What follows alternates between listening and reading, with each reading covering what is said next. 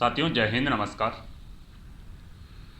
साथियों, रिजल्ट का आप सबसे ज़्यादा इंतज़ार कर रहे हो और सबसे ज़्यादा जो कमेंट आ रहा है वो राजस्थान पुलिस रिजल्ट्स का आ रहा कि सर कब तक आएगा। पहले भी आपने बताया कि रिजल्ट डल जाएगा। अब देखो, रिजल्ट जब आएगा उस दिन ही मैं रिजल्ट के बारे में बताऊंगा। बाकी जो आपको तैयारी करनी है फिजिकल की, वो फिजिकल की तैयारी करो। ज़्यादा टाइम नहीं बचा, अब डलेगा कब ये किसी को कोई पता नहीं है।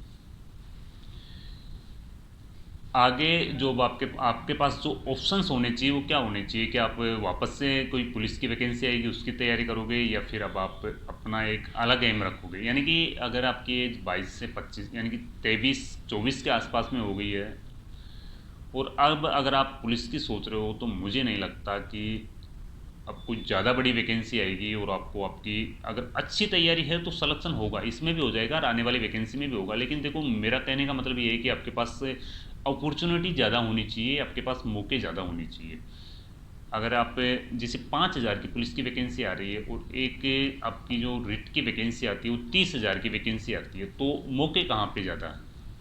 पुलिस की वैकेंसी में ज़्यादा मौके हैं या रिट की वैकेंसी में ज़्यादा मौके हैं? मतलब ज़्यादा कैंडिडेट्स कहाँ पे सेलेक्ट किए जाएंगे? जहाँ पे 30,000 कैंडिडेट्स है वहाँ पे सेलेक्ट किए जाएंगे। अब आपकी एज है वो भी 22 से 24 के आसपास में हो गई है, 22, 23, 24 या 25 के आसपास में हो गई है। तो आपको अगर संभव है तो आप अभी BSTC यानी कि जो BSTC करवाई जाती है प्री DLD, उसके फॉर्म अप्लाई होंगे शायद, अब ओपन होने वाले हैं फॉर्म, तो आप उसके फॉर्म अप्लाई कर दें।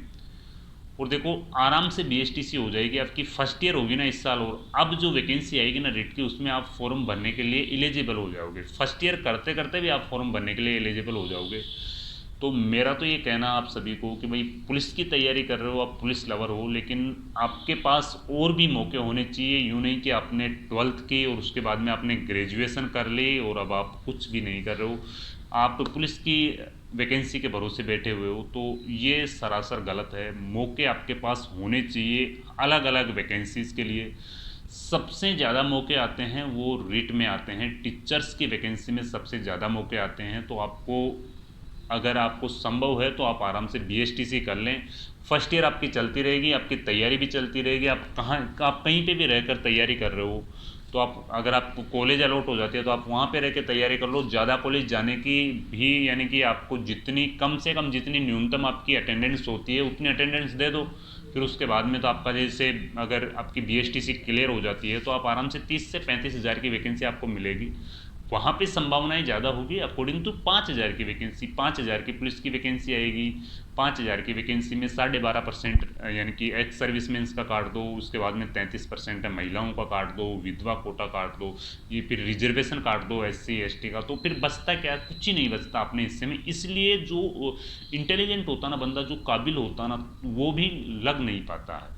यानी कि कम संभावनाएं होती है, तो संभावनाओं को संभव बनाओ। ज़्यादा आपको जहाँ पे संभावनाएं लगे वहाँ का आपको डिप्लोमा करना चाहिए। तो BSTC का डिप्लोमा अभी आप सर्च कर लें गूगल पे, इसके फॉर्म आने वाले हैं। BSTC का आप अप्लाई करें। अगर आपको अच्छा मौका मिलता है, अपॉर्चुनिटी मिलती है, तो 30,000 की वैकेंसी आने वाले टाइम में टीचर को आपको फिर वैकेंसी देखने को मिलेगी।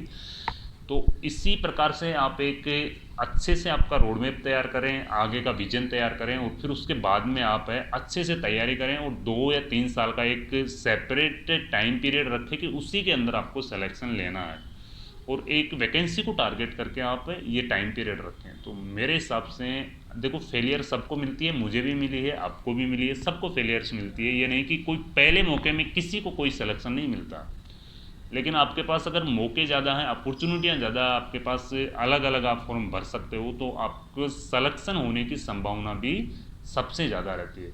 तो साथियों, अगर किसी को फेलियर आपको मिलता है, आप अगर सक्सेस नहीं हो पाते हो पुलिस में, अगर आप पास नहीं हो पाते हो, तो उसमें ज़्यादा डिप्रेशन में जाने की ज़रूरत नहीं है। मैं भी काफ़ी बार फेल हुआ हूँ, ऐसी बात नहीं कि मेरे को भी पहली बार में ही सिलेक्शन हो गया था। नहीं होता, किसी का भी नहीं होता पहली बार में।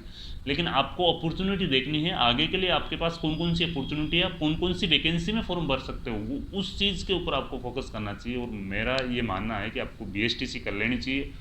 30-1 हज़ार की वैकेंसी आएगी तो उसमें आप आराम से फॉर्म अप्लाई कर सकते हो। पुलिस में भी कर देना, उसमें भी कर देना। सिलेबस कोई ज़्यादा, अब आजकल BSTC देखो, आजकल जो टीचर्स की है ना, उसमें भी GK अनिवार्य कर दिया, और GK का एक बहुत बड़ा पार्ट है। तो वो आपके लिए एक बेनिफिट है, जो नए लड़के कर रहे हैं उनके लिए एक बेनिफिट है।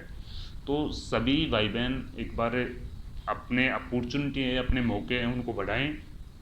जय हिंद, जय भारत।